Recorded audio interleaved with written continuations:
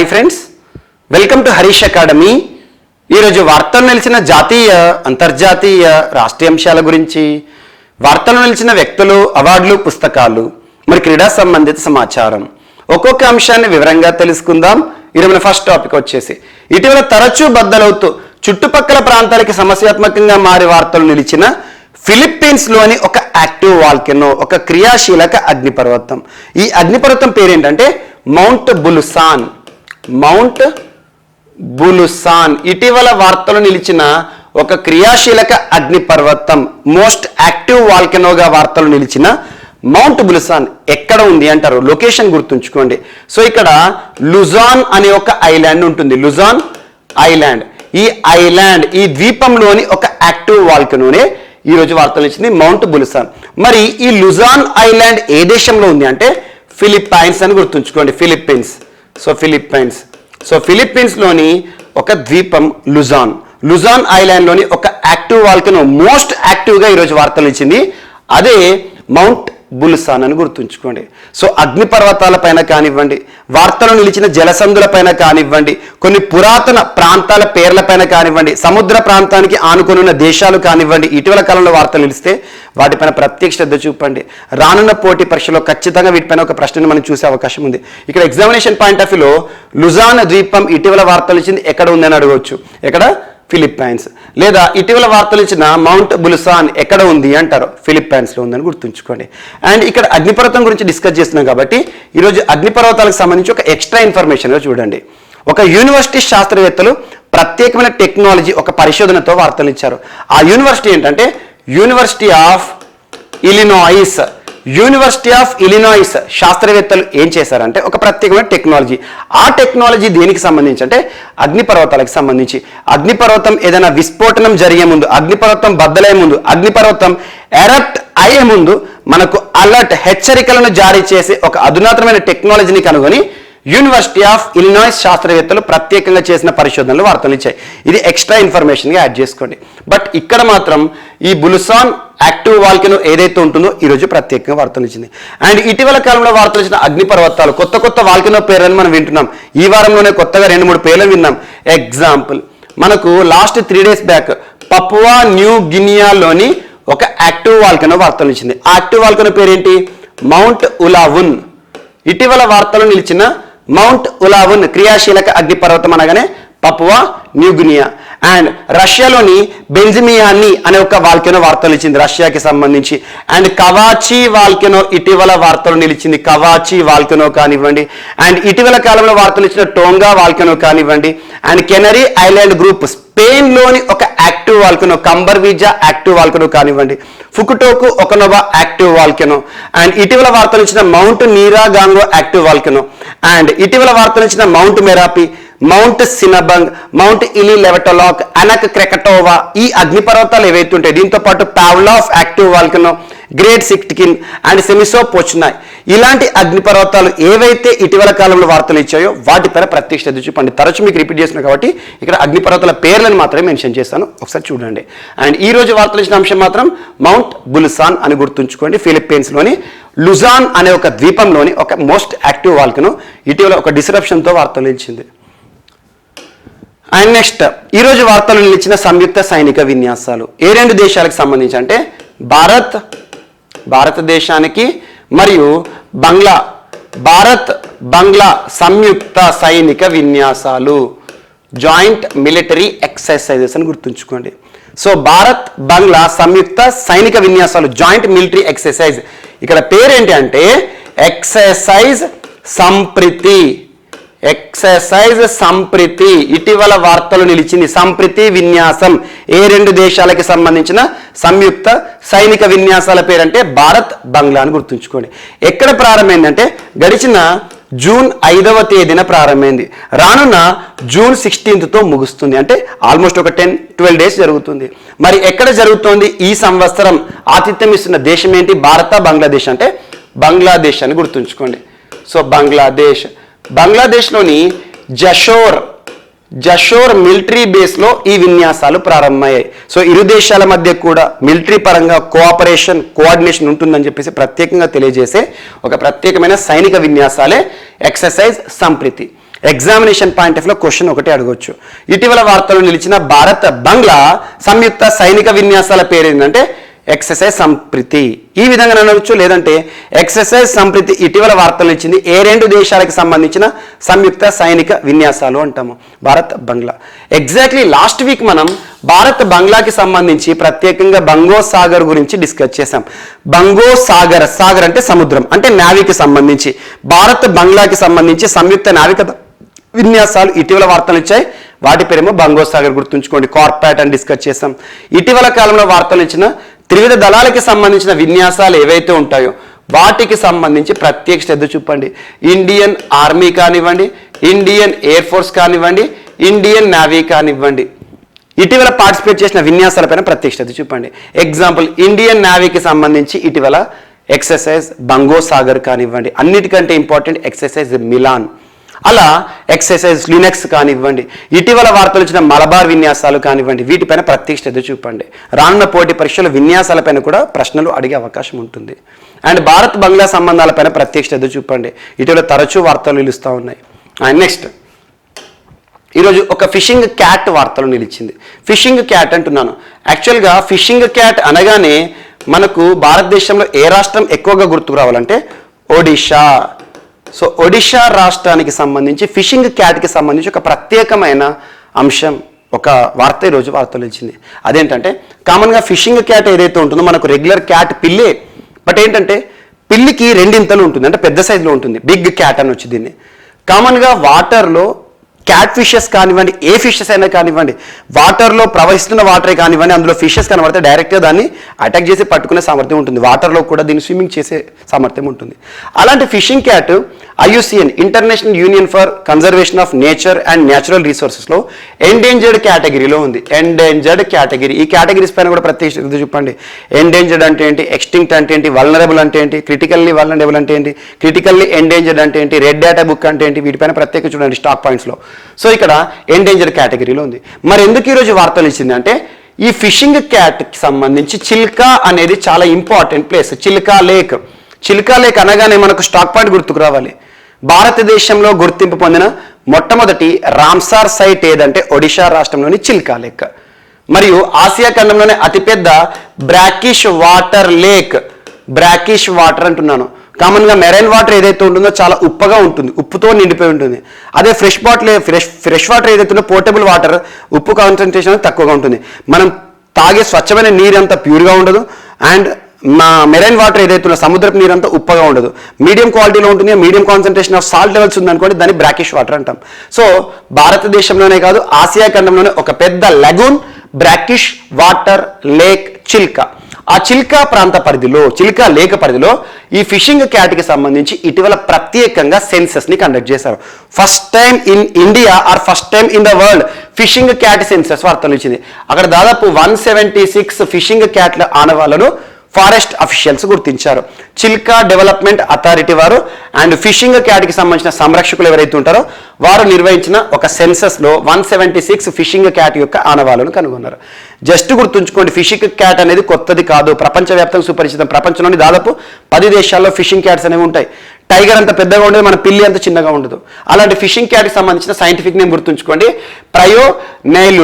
ప్రయోనైలురస్ వివెరినస్. గుర్తుంచుకోండి, కొన్ని scientific names మాత్రం ఖచ్చితంగా ఎగ్జామినేషన్ పాయింట్ ఆఫ్ వ్యూలో అడిగే అవకాశం ఉంటుంది. ఎందుకంటే రానున్న పోటీ పరీక్షల్లో ప్రశ్నల సరళి కూడా కఠినంగా ఉండే అవకాశాలు ఎక్కువగా ఉన్నాయి. ఎందుకంటే ఎక్కువ మంది అభ్యర్థులు రాసేవారు ఉన్నారు కాబట్టి ఫిల్టర్ చేయడానికి ప్రశ్నపత్రాన్ని కఠినత్వం చేసే అవకాశాలు కూడా ఉన్నాయి. ఇలాంటి ప్రశ్నలు కూడా అడగవచ్చు. సో ప్రయోనైలురస్ వివెరినస్ అనేది ఇటీవల వార్తలు ఇచ్చింది. అదేంటంటే ఒక క్యాట్, ఫిషింగ్ క్యాట్ అని గుర్తుంచుకోండి. దీని యొక్క సెన్సస్ని ఇటీవల చిల్కా డెవలప్మెంటల్ అథారిటీ వారు నిర్వహించడం జరిగింది ఒడిషా రాష్ట్రానికి సంబంధించి. ఇక ఒడిషా రాష్ట్రం అనగానే వన్యప్రాణులకు సంబంధించి ప్రత్యేకంగా 3 రకాల మొసళ్ళు ఉన్న ఏకైక రాష్ట్రం. గరియల్స్, మగ్గర్స్, సాల్ట్ వాటర్ ఆర్ ఎస్టరెన్ క్రొకడైల్స్ కానివ్వండి, ఇలా వార్తలు నిలుస్తుంది. అండ్ ఇటీవల గహిర్మాతా బీచ్ ఆర్ రిషికుల్యా బీచ్ ప్రత్యేకంగా వార్తలు ఇచ్చింది. ఆలివ్ రిడ్లీ టర్టిల్స్కి సంబంధించి. అండ్ ఇటీవల ఒడిషా రాష్ట్రానికి సంబంధించి ప్రత్యేకంగా సిమ్లిపాల్ టైగర్ రిజర్వ్ కూడా తరచూ వార్తలు ఇస్తుంది. సిమ్లిపాల్ ప్రపంచంలోనే నల్ల పులులు నివసిస్తున్న ఏకైక పులుల సంరక్షణ కేంద్రం ఏంటంటే ఒడిషా రాష్ట్రంలోని సిమ్లిపాల్. గుర్తుంచుకోండి. ట్రాన్స్ మెంబ్రేన్ అమైనో పెప్టిడేజ్ క్యూ అనేది ఆ నలుపు రంగుకు కారణం. దీనికి సంబంధించి బెంగళూరు శాస్త్రవేత్తలు పరిశోధనలు చేశారని. ఇటువంటి వాటిపైన ప్రత్యేక శ్రద్ధ చూపండి. And next Gram Swaraj Abhiyan. గ్రామ స్వరాజ్ అభియాన్ అనేది 2018 సంవత్సరం ఏప్రిల్ 1వ తేదీన భారత ప్రభుత్వం ప్రారంభించింది. నరేంద్ర మోదీ గారి ప్రభుత్వం ప్రారంభించడం జరిగింది. సో ఈ ప్రోగ్రాం యొక్క ప్రత్యేకత ఏంటంటే సబ్కా సాత్ సబ్కా గావ్ సబ్కా వికాస్. అంటే ఏంటంటే గ్రామాల యొక్క చైతన్యం, గ్రామీణాభివృద్ధి కోసం పంచాయతీరాజ్ సంస్థలు ఏవైతే ఉంటాయో, మనకు పంచాయతీరాజ్ సంస్థలు అనేవి రాజ్యాంగంలోని part 4 directive principles of state policy ఆదేశిక సూత్రాల్లోని ఆర్టికల్ 40లో మెన్షన్ చేయడం జరిగింది గ్రామ స్వరాజ్యం పంచాయతీరాజ్ సంబంధించి. అలాంటి పంచాయతీరాజ్ సంస్థలకి రాజ్యాంగబద్ధతని మనం 73rd కాన్స్టిట్యూషనల్ అమెండ్మెంట్ ద్వారా చూడడం జరిగింది. షెడ్యూల్ 11లో పంచాయతీరాజ్ సంస్థల యొక్క అధికారాలు 29 ఇచ్చాం. సో అలాంటిది పంచాయతీరాజ్ సంస్థలకి సంబంధించి వాటి యొక్క అధికారం పనివని అండ్ పంచాయతీరాజ్ సంస్థలకు మరింత చైతన్యాన్ని కలిగించడానికి 2018 సంవత్సరంలో ప్రారంభించిన ఈ గ్రామ స్వరాజ్ అభియాన్ ప్రోగ్రామ్ని ఇటీవల భారత ప్రభుత్వం మరొక 5 ఏళ్ల పాటు అంటే 2026 సంవత్సరం మార్చి 31 వరకు పొడిగిస్తూ కీలకమైన ఉత్తర్వులను విడుదల చేసింది. జస్ట్ గుర్తుంచుకోండి, ప్రోగ్రామ్ ఎక్స్టెన్షన్, ఇంప్లిమెంటేషన్ ఎక్స్టెన్షన్ అని గుర్తుంచుకోండి, సరిపోతుంది భారత ప్రభుత్వానికి సంబంధించి. సో ఈరోజు వార్తలు ఇచ్చిన మరొక అంశం రొమ్ము క్యాన్సర్కి సంబంధించి, మానవులకు సంబంధించి రొమ్ము క్యాన్సర్ ఏదైతే ఉంటుందో దానికి సంబంధించి ఒక సరికొత్త ఔషధాన్ని కనుగొంటూ శాస్త్రవేత్తలు వార్తలు ఇచ్చారు. సో ఇక్కడ టాపిక్ ఏంటంటే రొమ్ము క్యాన్సర్ పేషెంట్లు ఎవరైతే ఉంటారో ఆ పేషెంట్లలో HER2 అంటే ఏంటంటే human epidermal growth factor 2, human epidermal growth factor 2 or HER2 అని గుర్తుంచుకోండి. ప్రోటీన్ స్థాయిలు తక్కువగా ఉండే వారికి అద్భుతంగా పనిచేసే ఎన్హెట్ అనే ఒక సరికొత్త ఔషధాన్ని అందుబాటులోకి తీసుకురావడం జరిగింది. ఇది ఆస్ట్రాజెనికా అండ్ డైచి శాంక్యో కంపెనీల తయారీ. రొమ్ము క్యాన్సర్ను పూర్తిగా నయం చేయనప్పటికీ కీమోథెరపీతో పోలిస్తే క్యాన్సర్ వృద్ధిని మరణించే ముప్పును ఈ ఔషధం 50% తగ్గిస్తున్నారు. ఇక్కడ మనం గుర్తుంచుకోవాల్సింది HER2, human epidermal growth factor 2 protein స్థాయిలు తక్కువగా ఉండే వారికి అద్భుతంగా పనిచేసే ఎన్హట్ ఔషధం పేరేంటి? ఎన్హట్. ఎవరు తయారు చేశారంట? ఆస్ట్రాజెనికా డైచి శాంక్యో కంపెనీ వారు తయారు చేశారు. సో ఇది మానవుల్లో కీమోథెరపీలాగా పనిచేస్తుంది. 50% కీమోథెరపీతో కంపేర్ చేస్తే అద్భుతంగా పనిచేస్తుందంట. మరణించే ముప్పును 50% తగ్గిస్తుందని క్లినికల్ ట్రయల్స్లో వెల్లడైంది. రొమ్ము క్యాన్సర్ పేషెంట్లలో శరీరంలోని కణతిలో HER2 ప్రోటీన్ 3 కన్నా ఎక్కువగా ఉంటే HER2 పాజిటివ్గా, 1 కన్నా తక్కువగా ఉంటే HER2 నెగిటివ్గా వర్గీకరించి అందుకు తగినట్టుగా చికిత్స చేస్తారు. ఈ రెండింటికి మధ్య తక్కువ స్థాయిలో HER2 1+ నుంచి HER2 2+ దాకా ఉండే వారికి ఏవైతే ఉంటో ఇన్హట్ పనిచేస్తుందని దీన్ని బ్రెస్ట్ క్యాన్సర్ పేషెంట్లలో HER2గా పేర్కొంటారని ఉత్పత్తిదారులు వెల్లడించడం జరిగింది. ఇక్కడ రీసెర్చ్ గుర్తుంచుకోండి, ఏ ప్రోటీన్ అండ్ ఎన్హట్ ఏంటి అండ్ ఆస్ట్రాజెనికా సంస్థ తయారు చేసింది. క్లినికల్ ట్రయల్స్లో కూడా విజయవంతం అని చెప్పేసి చెప్పడం జరిగింది. అండ్ నెక్స్ట్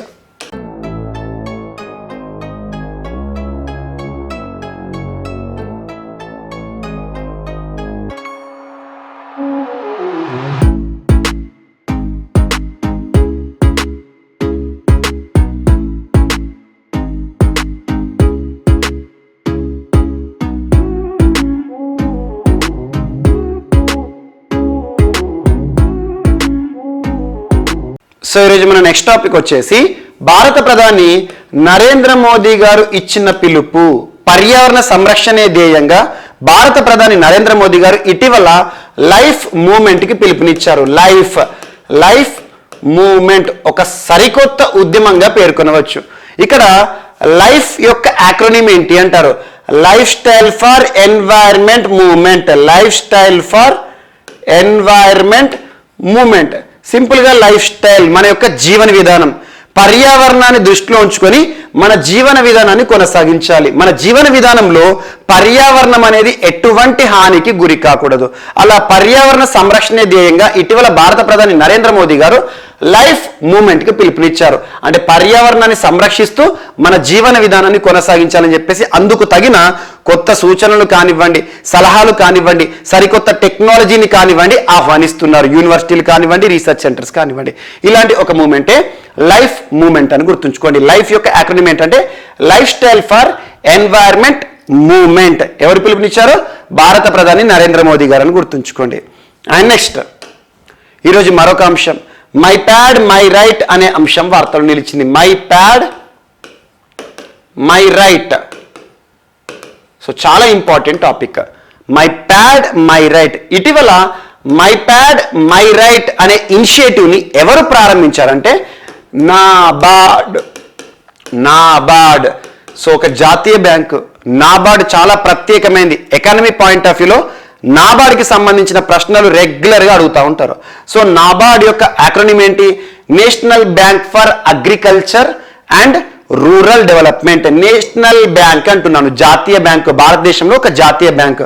ఎందుకోసం పనిచేస్తుందంట? అగ్రికల్చర్, వ్యవసాయ అభివృద్ధి కోసము, మరియు రూరల్ డెవలప్మెంట్, గ్రామీణ అభివృద్ధి కోసం పనిచేస్తుంది. నాబార్డ్ని 1982 ఇయర్లో ఏర్పాటు చేయడం జరిగింది, 1982 సంవత్సరం. ఎవరి సిఫార్సుల మేరకు అంటే శివరామన్ కమిటీ సిఫార్సులు. గుర్తుంచుకోండి, శివరామన్ కమిటీ సిఫార్సుల మేరకు ఏర్పడిందే నాబార్డ్.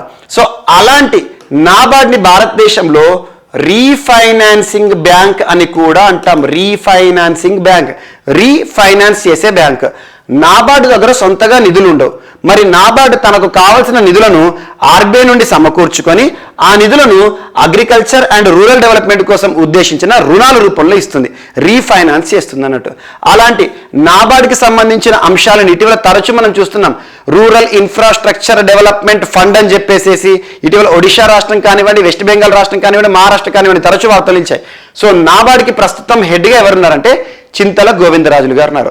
చింతల గోవిందరాజులు గారు ఇటీవల నాబార్డ్ సంస్థ తరపున ప్రత్యేకంగా మై ప్యాడ్ మై రైట్ ప్రోగ్రామ్ని లడఖ్లో ప్రారంభించారని గుర్తుంచుకోండి. ఇక్కడ మై ప్యాడ్ అంటే విమెన్కి సంబంధించి శానిటరీ నాప్కిన్ కానివ్వండి, సేఫ్టీ ప్యాడ్స్ ఏవైతే ఉంటాయో, సేఫ్టీ నాప్కిన్స్ ఏవైతే వాటిని దృష్టిలో ఉంచుకొని మహిళలను భారతదేశంలో ఎకనామిక్ డెవలప్మెంట్లో వాళ్ళని కూడా భాగస్వాములు చేయడంలో ఉద్దేశించి మహిళలు ఎవరైతే ఉంటారో, ముఖ్యంగా సెల్ఫ్ హెల్ప్ గ్రూప్స్ ఉంటారు కదా, స్వయం సహాయక బృందాలు ఎవరైతే ఉంటారో, ఆ బృందాలు అద్భుతమైన పర్ఫార్మెన్స్ ఇస్తున్న బృందాలు ఎవరైతే ఉంటారో వారిని ఎంచుకొని ఈ ప్యాడ్లను తయారు చేసే, మేకింగ్ చేసే మిషన్స్ ఉంటాయి కదా, ఆ మిషన్స్ని ఇచ్చేసి వారి నుండి ఉత్పత్తిని పెంచడం అని గుర్తుంచుకోండి. అంటే ఆటోమేటిక్గా ప్రొడక్షన్ పెరిగితే ఎకనామిక్ డెవలప్మెంట్ కూడా మనం చూస్తాం. సో అలా ఎకనామిక్ డెవలప్మెంట్లో మహిళలను భాగస్వామ్యం చేయడంలో భాగంగా ప్యాడ్స్ని తయారు చేసే మేకింగ్ మిషన్స్ ఏవైతే ఉంటాయో వాటిని SHGలకు డిస్ట్రిబ్యూట్ చేసే ఒక ప్రత్యేకమైన కార్యక్రమమే మై ప్యాడ్ మై రైట్. ఎవరికి సంబంధించింది? నాబార్డుకి సంబంధించి. నాబార్డు పైన ప్రత్యేక శ్రద్ధ చూపండి, ఖచ్చితంగా రానున్న పోటీ పరీక్షలో అడిగే అవకాశం ఉంటుంది. అండ్ నెక్స్ట్ ఇటీవల MRUB అనే ఒక ప్రత్యేకమైన డిజిటల్ ప్లాట్ఫామ్, MRUB అని గుర్తుంచుకోండి, MRUB. సో MRUB అనే ఒక డిజిటల్ వేదిక వార్తలు ఇచ్చింది. దేనికి సంబంధించి అంటే digital trading of rubber. So rubber అనగానే మనకు గుర్తుకొచ్చే సంస్థ ఏంటి? Rubber board. భారతదేశంలో రబ్బర్ బోర్డ్ అనేది ఉంది. ఎక్కడ హెడ్ క్వార్టర్? రబ్బర్ బోర్డ్ యొక్క హెడ్ క్వార్టర్ ఎక్కడ? కొట్టాయం. సో హెడ్ క్వార్టర్స్ పైన ప్రత్యేక శ్రద్ధ చూపండి. ఇటీవల UPSC సివిల్ సర్వీసెస్లో హెడ్ క్వార్టర్స్ పైన కూడా ప్రత్యేకమైన ప్రశ్నలు అడిగారు. మనం తరచూ హెడ్ క్వార్టర్స్ పైన ఫోకస్ చేస్తున్నాం. టీ బోర్డు గురించి అడిగారు. సో అలా రబ్బర్ బోర్డు యొక్క హెడ్ క్వార్టర్ ఎక్కడ ఉంటుంది అంటే కొట్టాయం డిస్టిక్, కేరళలో ఉంటుంది. మరి రబ్బర్ బోర్డు వారు ఇటీవల రబ్బర్ మేకింగ్ ఏదైతే, రబ్బర్ మేకింగ్ అంటే ఏంది? మనకు న్యాచురల్ ఎక్స్ట్రాక్షన్ అనుకోవచ్చు. రబ్బర్ చెట్ల నుండి రబ్బర్ ఏదైతే ఉంటుందో ఆ వైట్ కలర్ లిక్విడ్ ఏదైతే దాన్ని మనం అబ్జర్వ్ చేయడం జరుగుతుంది. సో ఈ రబ్బర్ ఏదైతే ఉందో రబ్బర్ ట్రేడింగ్ చేయడానికి ఆన్లైన్ వేదికగా, ఆన్లైన్ ట్రాన్సాక్షన్ చేయడానికి అనువుగా ఉండే విధంగా MRUB అనే ఒక డిజిటల్ ప్లాట్ఫామ్ని లాంచ్ చేశారు రబ్బర్ బోర్డు వారు. మరి ఈ MRUB అనే డిజిటల్ ప్లాట్ఫామ్ని ఎవరు రూపొందించారంటే ఐసోర్సింగ్ అనే ఒక డిజిటల్ ప్లాట్ఫామ్ వారు. ఐసోర్సింగ్ అనే సంస్థ, టెక్నాలజీ సంస్థ, సాఫ్ట్వేర్ సంస్థ అహ్మదాబాద్ కేంద్రంగా పనిచేస్తుంది. వారు MRUB అనే ఒక ప్రత్యేకమైన రబ్బర్ కోసం, మన రబ్బర్ పైన డిపెండ్ అయిన వారు ఎవరైతే ఉంటారో, ఉత్పత్తిదారులు ఎవరైతే ఉంటారో వారు రబ్బర్ని ఆన్లైన్ విధానంలో ట్రాన్సాక్షన్ చేయడానికి, ట్రేడింగ్ చేయడానికి ఉపయుక్తంగా ఉండే ప్రత్యేకతను తీసుకొచ్చారు. సో రబ్బర్ బోర్డ్ ఆఫ్ ఇండియాకి సంబంధించి గుర్తుంచుకోండి, సరిపోతుంది. అండ్ నెక్స్ట్ ఇటీవల centre for science and environment కి సంబంధించిన కొన్ని గణాంకాల వార్తలు వచ్చాయి. యాక్చువల్గా లాస్ట్ 2 days బ్యాక్ ఈ టాపిక్ మిస్ అయింది. సో ఈ రోజు మీకు యాడ్ చేయడం జరుగుతుంది. Centre for science and environment వారు భారతదేశంలో కొన్ని ముఖ్యమైన గణాంకాలను విడుదల చేస్తూ ఒక నివేదికను విడుదల చేశారు. అదేంటంటే భారతదేశంలో పోషకాహార లోపం అనేది ఎంతమందిని సమస్యలు నెట్టివేస్తుంది, ఎంతమంది పోషకాహార లోప సమస్యలతో ఇబ్బంది పడుతున్నారంటే 71% మంది అంట. So centre for science and environment వారు ఏం చెప్పారంటే భారతదేశంలో పోషకాహార లోపంతో ఇబ్బంది పడుతూ అలమటిస్తున్నవారు, వివిధ వ్యాధుల బారిన పడుతున్నవారు ఎంతమాట అంటే 71% మంది అంట. దీని ప్రపంచంలో కనుక కన్సిడర్ చేశారనుకోండి 42%. ప్రపంచంలో పోషకాహార లోపం ఎంతమందిలో కనబడుతుందంటే 42%. భారతదేశాన్ని కనుక అబ్జర్వ్ చేస్తే మనం 71%లో ఉన్నాం. అండ్ ఏటా 17 లక్షల మంది మృత్యువాత పడుతున్నారు. కారణం ఏంటి? పోషకాహారం దొరకక చనిపోతున్నారు, మరణిస్తున్నారు. ఏటా 17 లక్షల మంది మరణాలకు పోషకాహార లోపం లేమియే కారణం అని చెప్తున్నారు. అండ్ ఒక సగటు వ్యక్తి, ఒక యువకుని తీసుకుంటే 20 సంవత్సరాల వయసులో ఒక యువకుడు ఎంత మొత్తంలో ఎన్ని గ్రాముల పండ్లను తీసుకోవాలట అంటే 200 గ్రామ్స్ పర్ క్యాపిటల్ లేదా ఒక పర్ పర్సన్కి తీసుకుంటే కనుక ఎంత అందుబాటులో ఉందట అంటే 35.8 గ్రామ్స్ పండ్లు మాత్రమే అందుబాటులో ఉన్నాయంట. అండ్ నెక్స్ట్ కూరగాయలు కనుక చూస్తే 300 గ్రామ్స్ ఒక పర్సన్కి మనకి కూరగాయలు అనేవి అందుబాటులో ఉండాలి. అలాంటిది ఎంత మొత్తంలో తీసుకుంటున్నట్టు అంటే 168.7 గ్రామ్స్ మాత్రమే తీసుకోవడం జరుగుతుందట. జస్ట్ ఇక్కడ ఈ 2 పాయింట్ల పైన ఫోకస్ చేయండి. Centre for science and environment వారు ఇటీవల విడుదల చేసిన గణాంకాల ఆధారంగా భారతదేశంలో పోషకాహార లోపంతో ఇబ్బంది పడుతున్న, అలమటిస్తున్న వారు ఎంత శాతం అంటే 71. ఆ కారణంగా మరణిస్తున్న వారు ఎంతమంది అంటే ఏటా 17 లక్షల మంది. ఇది ఒకటి గుర్తుంచుకోండి. అండ్ నెక్స్ట్ 1300 కాంతి సంవత్సరాల దూరంలో వింత రేడియో తరంగాలను ఇటీవల శాస్త్రవేత్తలు గుర్తించారు. సో 1300 కాంతి సంవత్సరాలు అంటే లైట్ ఇయర్స్, ఇంగ్లీష్లో లైట్ ఇయర్స్ అంటాం మనం డిస్టెన్స్ని కొలవడానికి కాంతికి సంబంధించి. సో ఇదేంటో చూద్దాం. భూమికి దాదాపు 1300 కాంతి సంవత్సరాల దూరంలో అసాధారణమైన రేడియో తరంగాలను శాస్త్రవేత్తలు కనుగొన్నారంట. ఓ న్యూట్రాన్ నక్షత్రం నుంచి ఇవి వెలువడుతున్నట్టు గుర్తించడం జరిగింది. ఈ నక్షత్రం చాలా నెమ్మదిగా 76 సెకండ్లకు ఒకసారి భ్రమణాన్ని పూర్తి చేసుకుందని చెప్తున్నారంట. అండ్ మీరి ట్రాప్ పరిశోధన బృందంతో కలిసి యూనివర్సిటీ ఆఫ్ సిడ్నీ శాస్త్రవేత్తలు ఈ తరంగాలను కనిపెట్టారు. యూనివర్సిటీ ఆఫ్ సిడ్నీ ఎవరంటే ఇంకొకరు మీరి ట్రాప్ అనే ఒక పరిశోధన సంస్థ వారు దాదాపు 1300 సంవత్సరాల కాంతి దూరం ఏదైతే కాంతి సంవత్సరాల దూరంలో ఉండే వింత రేడియో తరంగాలను భూమికి దూరంగా ఇటీవల కనుగొన్నారంట. ఇది జస్ట్ ఇటీవల కాలంలో పేపర్లో సర్క్యులేట్ అయిన ఇన్ఫర్మేషన్, దానికి సంబంధించిన ఎగ్జామినేషన్ పాయింట్ ఆఫ్ వ్యూ చెప్పడం జరిగింది. అండ్ నెక్స్ట్ అమెరికా ఒక సరికొత్త ఏటీసీని ఏర్పాటు చేయబోతున్నట్టుగా ప్రకటన చేసింది. ఏటీసీ అంటే ఎయిర్ ట్రాఫిక్ కంట్రోల్. సో విమానాల రద్దీని నియంత్రించే ఒక ప్రత్యేకమైన ఏటీసీ ఉంటుంది, అది ఏటీసీ. సో 40 విమానాశ్రయాల్లో ఏకకాలంలో రవాణా నియంత్రణ చేయడంలో ఉద్దేశించి అమెరికాలో ఏర్పాటు కానున్న రిమోట్ ఏటీసీ ఒకటి సరికొత్త వార్తలు ఇచ్చింది. పలు విమానాశ్రయాల్లోని విమానాల రాకపోకలను దూరం నుంచే ఏకకాలంలో నియంత్రించగల రిమోట్ ఎయిర్ ట్రాఫిక్ కంట్రోల్ సెంటర్ను అమెరికాలో మొట్టమొదటిసారిగా ఏర్పాటు చేయనున్నారంట. అడ్వాన్స్డ్ ఏటీసీ ఇన్కార్పొరేటెడ్ అనే సంస్థ అలబామా రాష్ట్రంలో దీన్ని నెలకొల్పబోతోందంట. ఐరోపా దేశాల్లో ఇప్పటికే ఇటువంటి రిమోట్ ఏటీసీలను ఏర్పాటు చేసిన స్పెయిన్ కంపెనీ ఇంద్రా సిస్టమ్స్ ఇందుకు సహకారం అందిస్తోంది.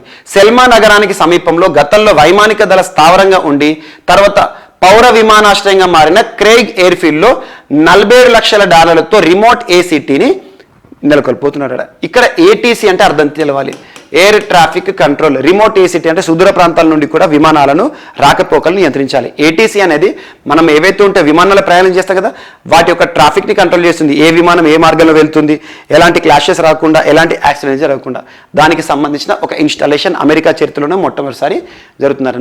40 విమానాశ్రయాల్లో ఏకకాలంలో రవాణా నియంత్రణ రిమోట్ ఆధారిత ఏటీసీ అని గుర్తుంచుకోండి.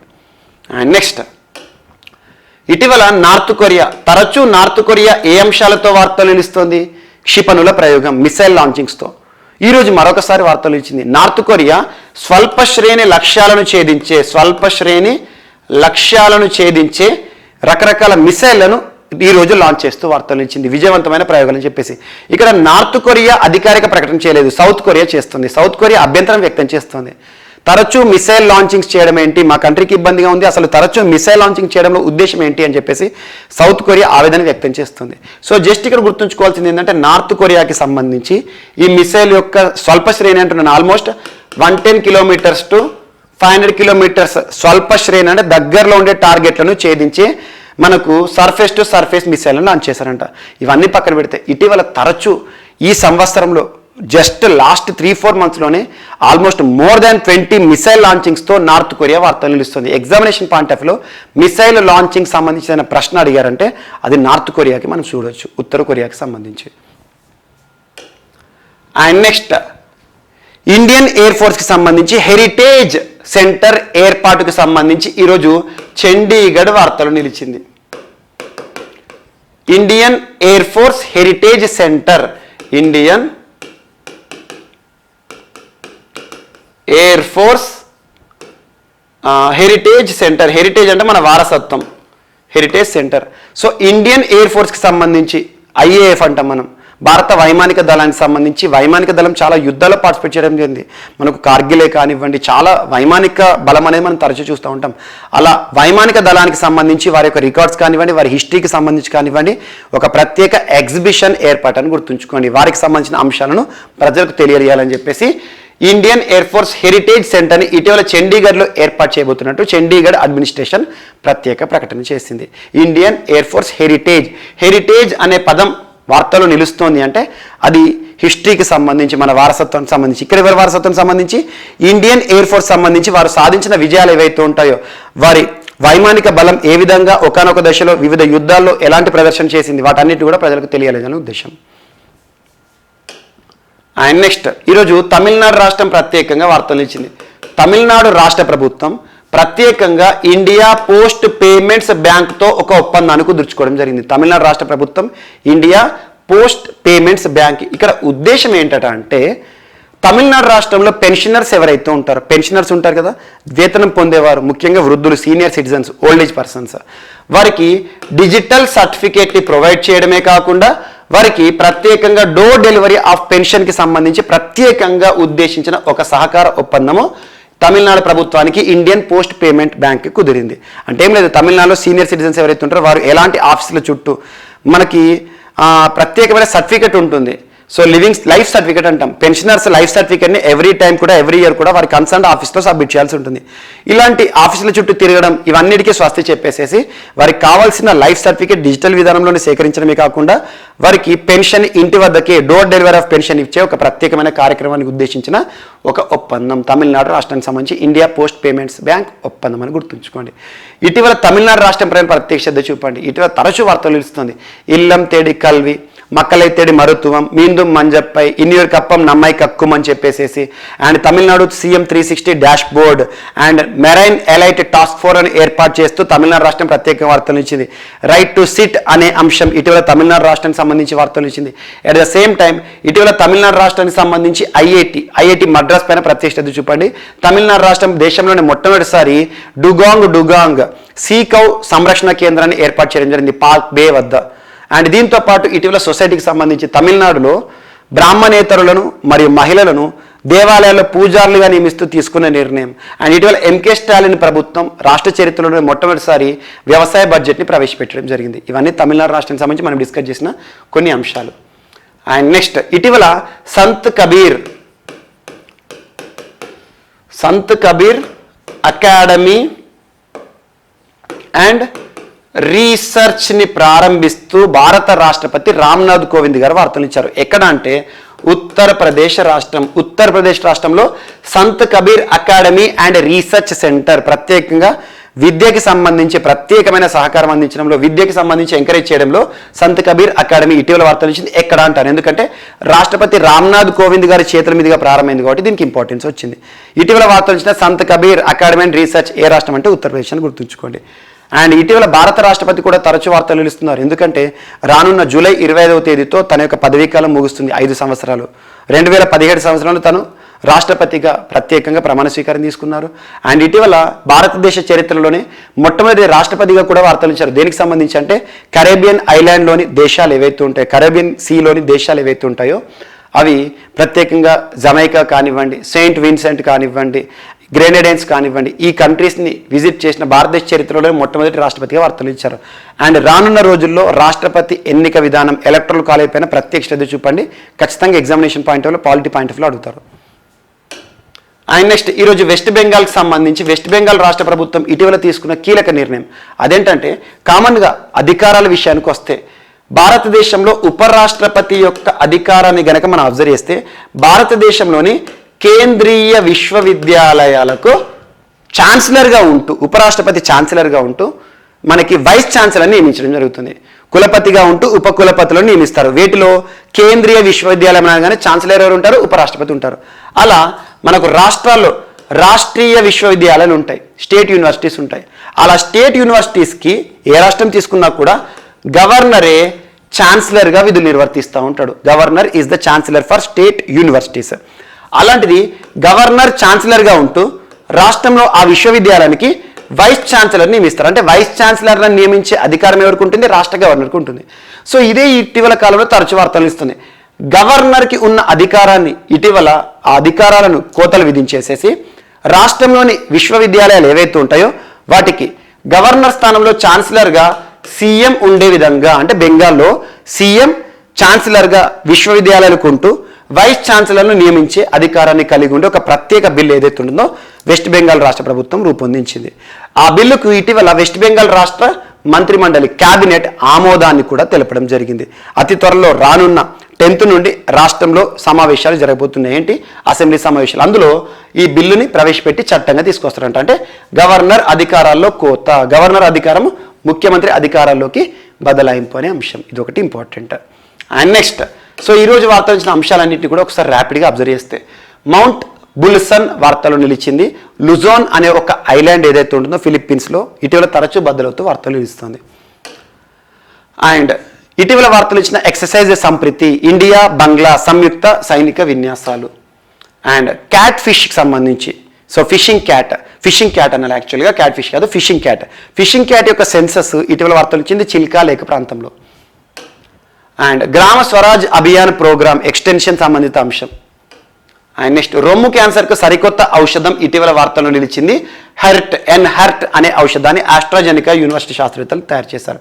భారత ప్రధాని నరేంద్ర మోదీ గారు ప్రారంభించిన lifestyle for environment movement and my pad my right అనే ఒక ప్రత్యేకమైన చొరవని తీసుకుంది ఇటీవల NABARD. And next, rubber trading, online trading సంబంధించి ఎంర్యూబ్ అనే ఒక ప్రత్యేకమైన digital platform. CSC centre for science and environment వారు విడుదల చేసిన కొన్ని గణాంకాలు పోషకాహార లోపానికి సంబంధించి ఎంతమంది ఇబ్బంది పడుతున్నారు, ఎంతమంది చనిపోతున్నారు అని చెప్పే నివేదిక.